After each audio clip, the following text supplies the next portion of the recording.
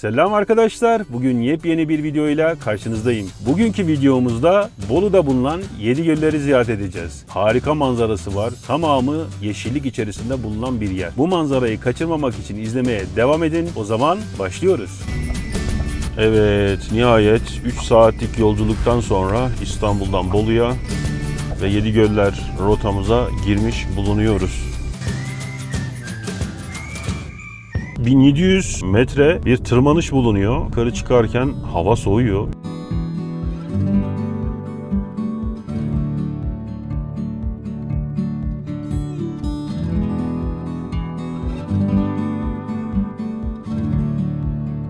Doğa örtüsü tamamen yeşillikle kaplı bir yer.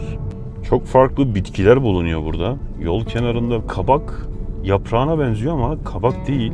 Şemsiye kadar büyük yaprakları var. Şurada bir soluklanalım. Manzarası da çok güzel. Bir çay içelim buradan. Sonra yolumuza devam edelim. Yol üstünde böyle manzaraya sahip kenarda durup çayınızı içebileceğiniz yerler var. Arkadaşlar harika. Burada oturup çay içeceksiniz. Abi şu güzelliğe bakar mısınız?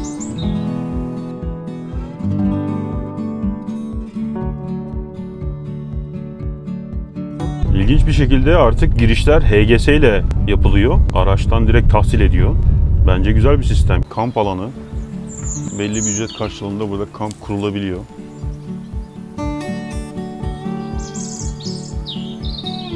Göl kenarında her yerde banklar var. Oturma alanları var.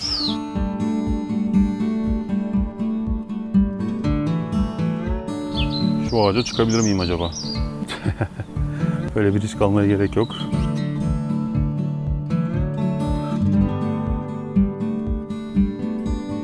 Her alanda oturma yeri bulabilirsiniz. Hemen göl kenarında, mesire alanlarında pikniğinizi yapabilirsiniz. Hafif bir esinti var. Çok hoş.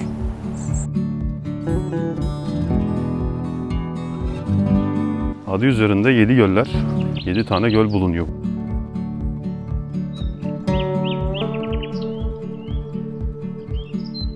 O yüzden adını 7 göller koymuşlar. Harika manzarası var arkadaşlar. Diğer gölleri de gezeceğiz.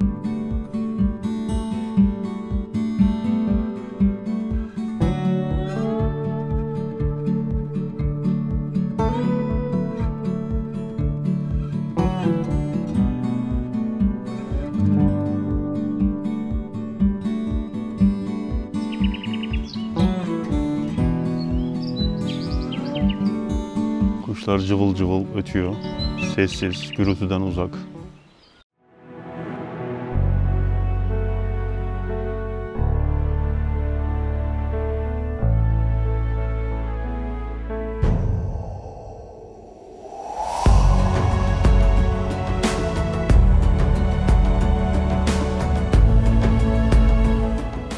Hemen hemen her yerde görebileceğiniz çeşmeler bulunuyor. Bunlardan da rahatlıkla su içebiliyorsunuz. Herkes şaşalını doldurup götürüyor.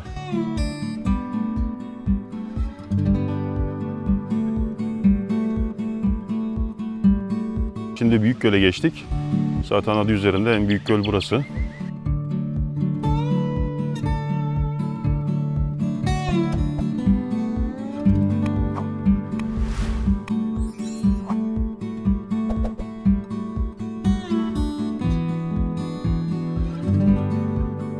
Şimdi tartışılır tabii. 3 saat yolculuk yapmaya değer mi İstanbul'dan buraya? Ya da Ankara'dan buraya 2 saat değer mi? Değiyor arkadaşlar. Gerçekten değiyor. Çünkü manzarası harika. Dinlenebileceğiniz, stresten kurtulabileceğiniz bir yer.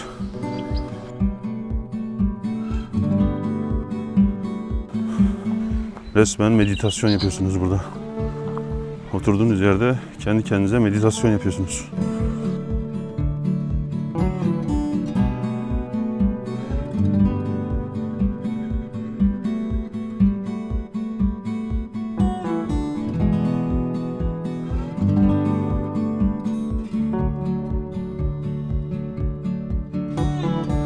Çok güzel alanlar var.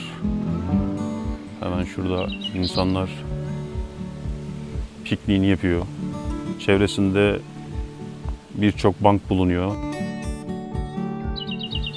Rahatlıkla pikniğinizi yapabilirsiniz. Tabi burada mangal, ateşle bir şey yakmak şu anda anons ediliyor devamlı. Yasak.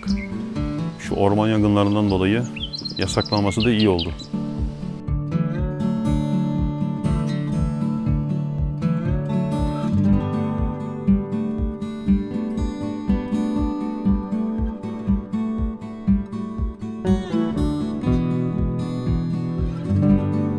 Biraz çevresini gezelim.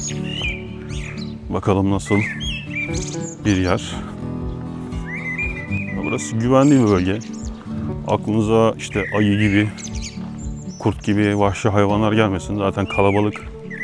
Hafta içi bugün çarşamba olduğu halde bayağı bir kalabalık.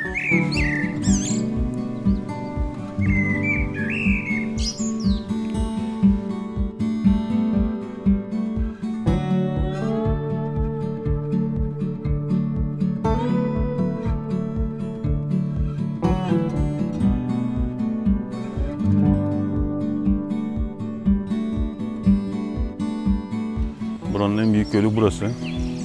Drone çekimi yapıyordum fakat izne tabiymiş burası. Tabiat parkı olduğu için durdurdular.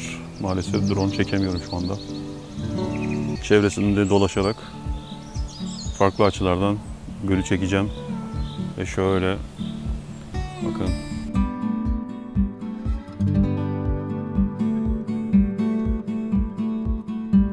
Tüm göllerin etrafında yürüme parkurları oluşturulmuş. Her bir gölü ayrı ayrı gezebilirsiniz.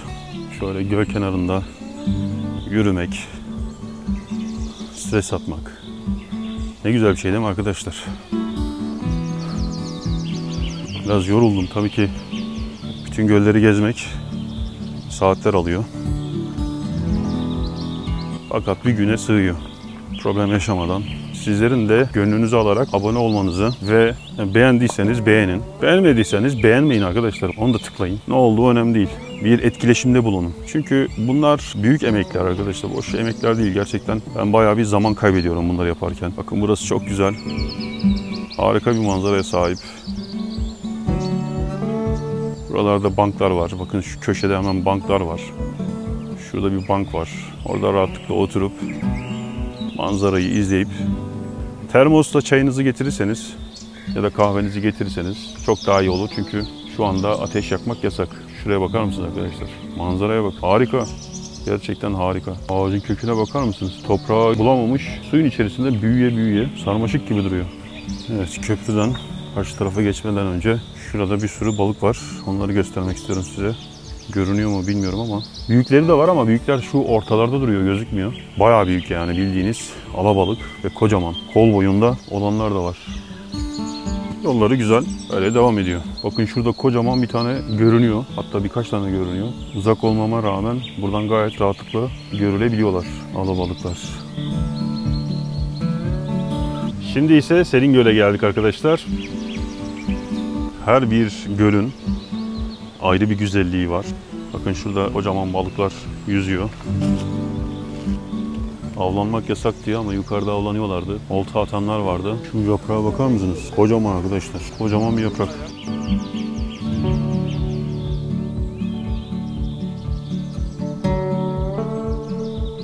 Düşündüm ki bütün gölleri size göstereceksem siz neden gelesiniz buraya? O yüzden bazılarını sizin keşfetmeniz için bırakıyorum. Şimdi Bolu Gölcük Tabiat Parkı'na gidiyor olacağız. Orada piknik yapmanızı, sabah kahvaltısını özellikle orada yapmanızı öneririm.